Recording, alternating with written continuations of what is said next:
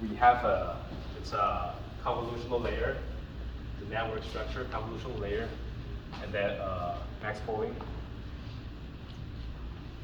and then a convolutional layer, max pooling, and then a convolutional layer. So just a 3-layer spacing structure. And the question what is it asking for? It is asking for what is the number of parameters in above network. So basically, we just look into the parameters of each of these layers. So we say this is A, and this is B. For max pooling, we actually don't have any parameters, right? It is just an operation. It is just taking the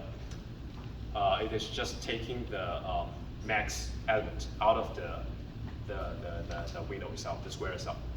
And you might think of, oh, we have like stride and window size for this max pooling, but that's not like learnable parameter. That's just a hyperparameter. That is what we specified before we get into this. So the parameters here we're talking in this question is the learnable parameter, is the optimizable parameter. That is gonna be optimized during our training. The parameters that we're doing gradient descent on. So for convolutional layer, that is just the kernels.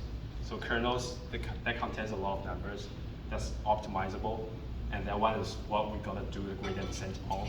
And for example, for fully connected layers for MLP, it is just a whole matrix that contains a parameters that's working on every neuron. So for here, what we want to compute altogether is just the parameters of these two convolutional layers. So the first one, let's write it out. So it's taking 300 by 300 by 3 images. So it's taking an RGB image. So the input channel, let's say C input, is 3, right? Yeah. So it's taking 3 channels as its input, because RGB image has 3 channels. So it's taking 3. And then what is the output channels?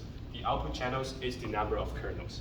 So here it says, actually directly says it has 64 channels. So the output channels is just C out is 64. And after that, what is the size of each kernel? It is a 7 by 7 filter. So the kernel size is 7 by 7.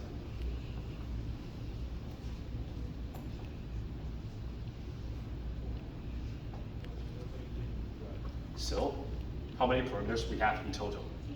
It is input channel times output channel times kernel size. So it's 3 times 64 times 7 times 7. This is actually 7 times 7. So this is the result for question 1. And if you really think about the structure of this, is so for every channel, every input channel, we have a kernel. So kernel is always 7 by 7 because the kernel size is 7 by 7. So for example, for every output channel, then we have 3 input channel. So we have 3 kernels.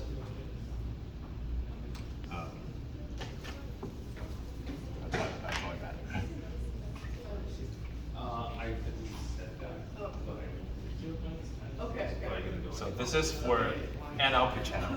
We have 3 kernels because we have 3 input channels, and every of it is 7 by 7. And then we have this we have 64 kernels at total because we have 64 output channels. So that we have 7 times 7 times 3 times 64 altogether as the final result. And notice that the question is saying that there's no bias, right? So what is the case if we have bias? So if we have bias, then there's going to be additional set of parameters. So where is bias applied? So the bias applied on every output channel. So for example, here is this one is the so that one is called bias. What do we call this one? Maybe you just think of it as the weight. Yeah, just as the weight. Like in the fully connected layers, we have like Wx plus B. So W is this part, so it's directly timing it. And the B is a part that we're gonna plus on it. And then here is that the number of bias we're gonna have is the output channels, the number of output channels is gonna have 64 kernels. And then it's 64 times 7 times 7. So if we have bias, then this is gonna be the parameters within the bias.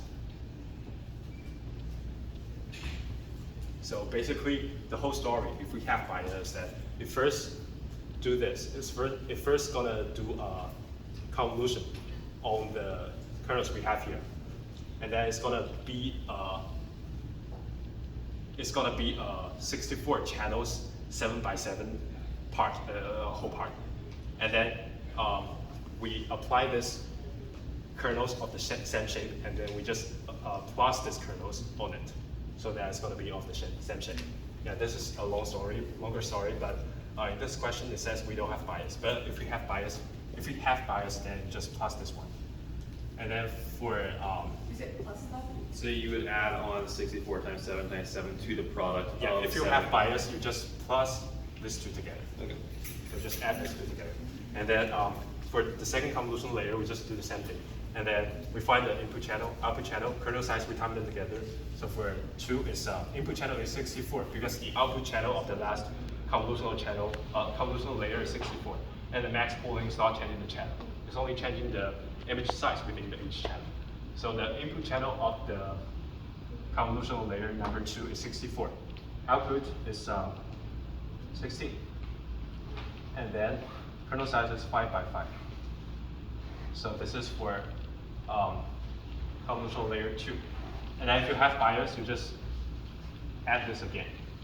But we don't have bias now, so that's this one, and then this one, and just add them together, and that'll be the answer for question A. And then question B.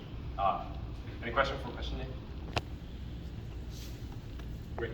I have a question. So if this layer is followed by a linear eventually, so do we need to add the parameters from the linear function as well? Sure. So Yeah. that's also trainable, right? Right. So for a linear layer, it's